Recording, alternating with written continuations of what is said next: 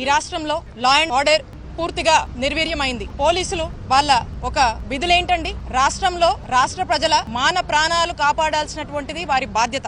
సామాన్యులకు రక్షణ కల్పించాలి, సమస్యలకు ఒక పరిష్కారం చూపించాలి. ఇవన్నీ పక్కన పెట్టి ఈ పోలీసు వ్యవస్థ చంద్రబాబు నాయుడు గారికి, లోకేష్ గారికి, టీడీపీ పార్టీకి మాత్రమే పనిచేస్తున్నటువంటి విషయం రాష్ట్ర ప్రజలందరూ కూడా చూస్తా ఉన్నారు. ఈ రోజు రాష్ట్రంలో మనం చూస్తా ఉన్నాము, కూటమి ప్రభుత్వం ఏర్పడిన దగ్గర నుంచి మరి 20 నెలలుగా చంద్రబాబు నాయుడు గారు ఇచ్చినటువంటి ఎజెండా ఏంటి? పోలీసులకి రెడ్ బుక్ అనేది వైఎస్ఆర్ కాంగ్రెస్ పార్టీ వాళ్ళ మీద ఇంప్లిమెంట్ చేయమని.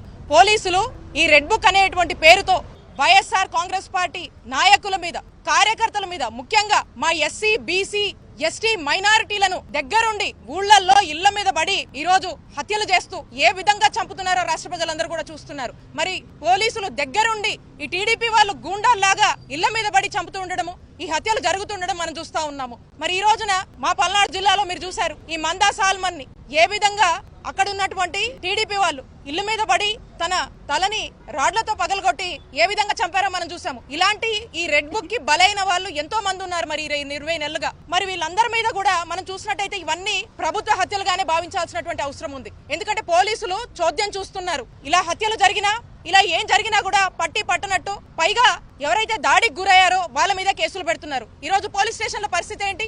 రాష్ట్రంలో ఏ సామాన్యుడు గాని పోలీస్ స్టేషన్కి వెళ్ళి ఒక కంప్లైంట్ ఇస్తే ఆ ఎమ్మెల్యే గాని, ఆ మినిస్టర్ గాని, అక్కడ ఉన్నటువంటి మినిస్టర్ గాని, లేదా చంద్రబాబు నాయుడు గారి ఆఫీస్ నుంచి చెప్తే గాని ఎఫ్ఐఆర్ కట్టే పరిస్థితి లేదు. లేదా ఈ రోజు సామాన్యుడు వెళ్ళి ఎఫ్ఐఆర్ ఇచ్చి నాకు న్యాయం చేయడానికి మాట్లాడితే తిరిగే అదే సామాన్యుడి మీద ఎఫ్ఐఆర్ కట్టేటువంటి పరిస్థితులు ఈ రోజు రాష్ట్రంలో నెలకొన్నవి.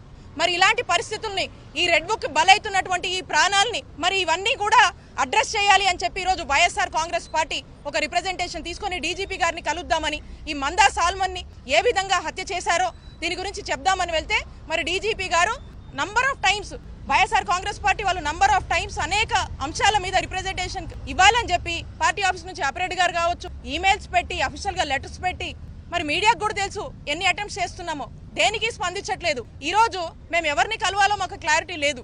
మేము ఆఫీస్కి వస్తే మమ్మల్ని, మాకే ఇలాంటి పరిస్థితి ఉంటాయి, ఇక్కడ ఎక్స్ఎమ్మెల్యేలు, మినిస్టర్లు, ఎమ్మెల్సీలు వస్తే మాకే ఇలాంటి పరిస్థితి వస్తే మరి సామాన్యుడిని ఏం ఆదుకుంటారు ఈ పోలీసులు? ఈ డీజీపీ గారు ఏం ఆదుకుంటారు సామాన్యుల్ని? ప్రజల్ని రక్షించాలి, ప్రజల్ని కాపాడాలి, రాష్ట్ర ప్రజలంటే వారి బాధ్యత కాదా?